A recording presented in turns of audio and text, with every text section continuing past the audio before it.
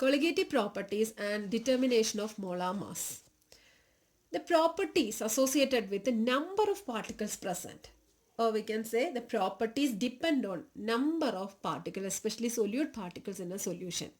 And the thing is that it is independent of, the property is independent of a nature of substance present in it.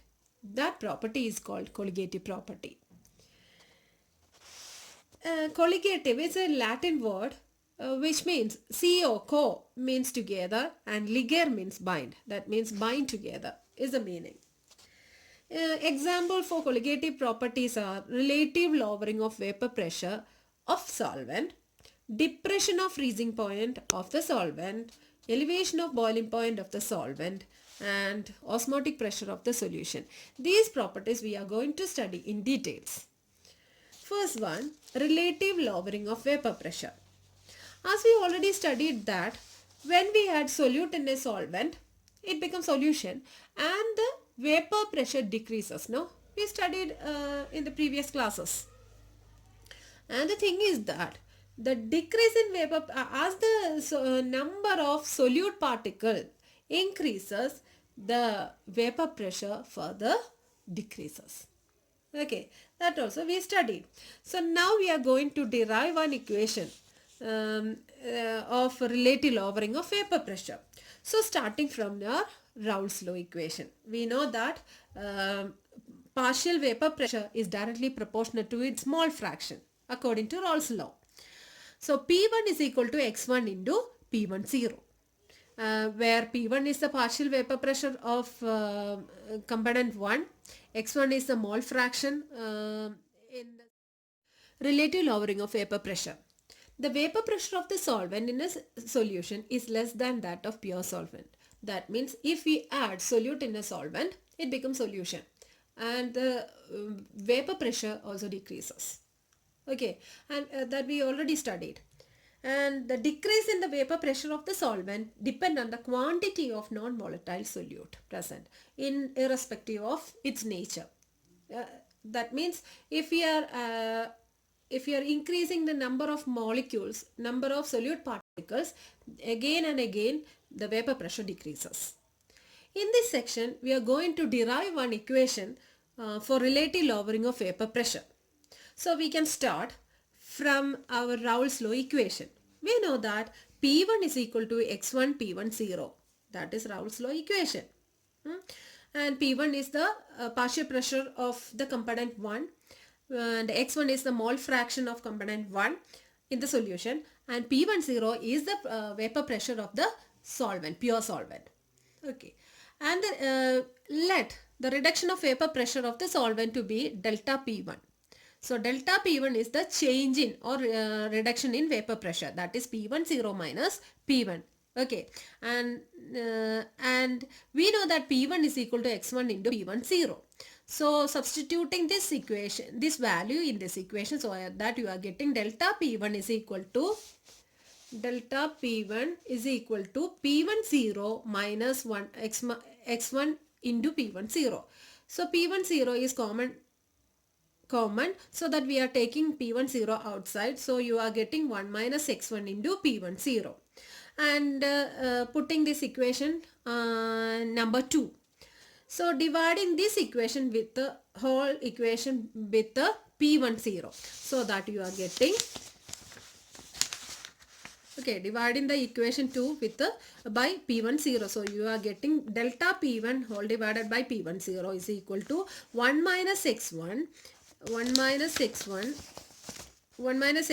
P10 whole divided by P10 and P10 get cancelled and you are getting delta P1 divided by P10 is equal to 1 minus X1. And we know that 1 minus X1 is nothing but X2. That is X1 plus X2 is equal to 1. So that 1 minus X1 is equal to X2. And we know that delta P1 is equal to P10 minus P1. So we are substituting this and divided by P1 is equal to X2. And X2 is nothing but, X2 is actually mole fraction of component 2 now.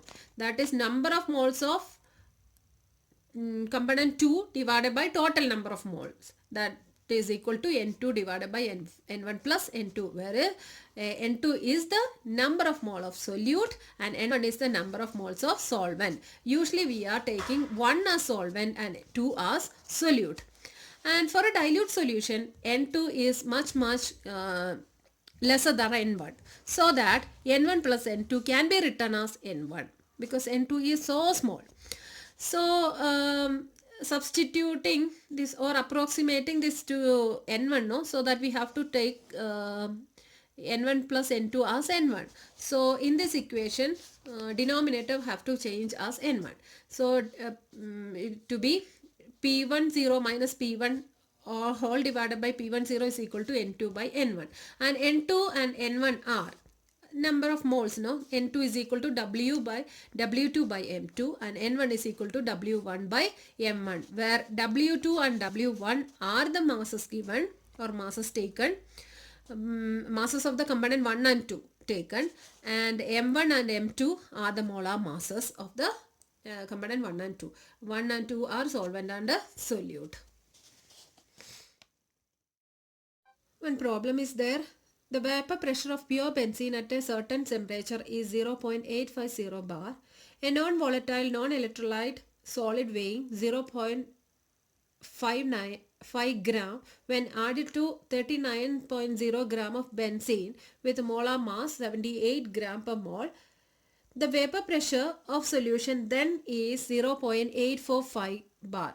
What is the molar mass of solid substance? The data, we can write the data given.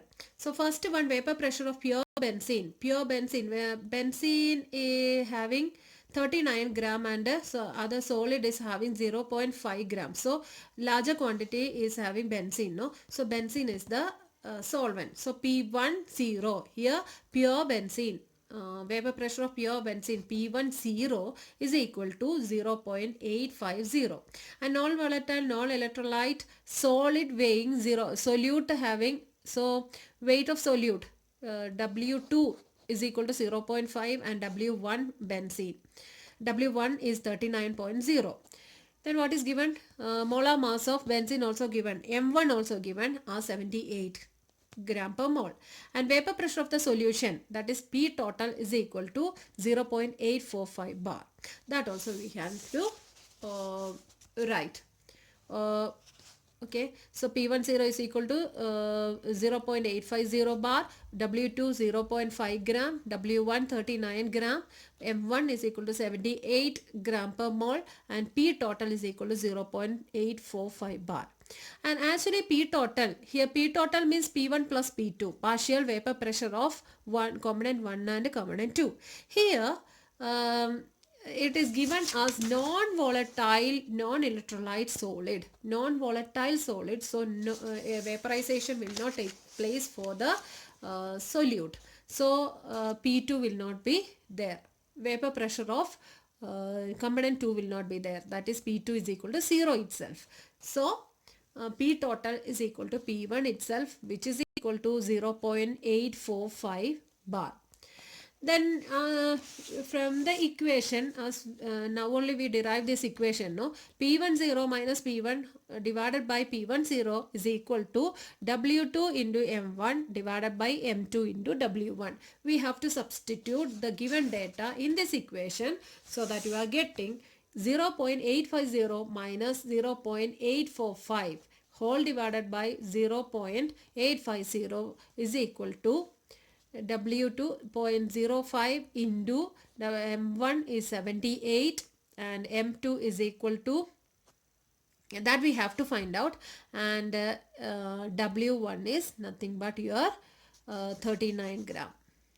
Okay, and M2 we have to find. So from this equation we can find out M2 by cross multiplication.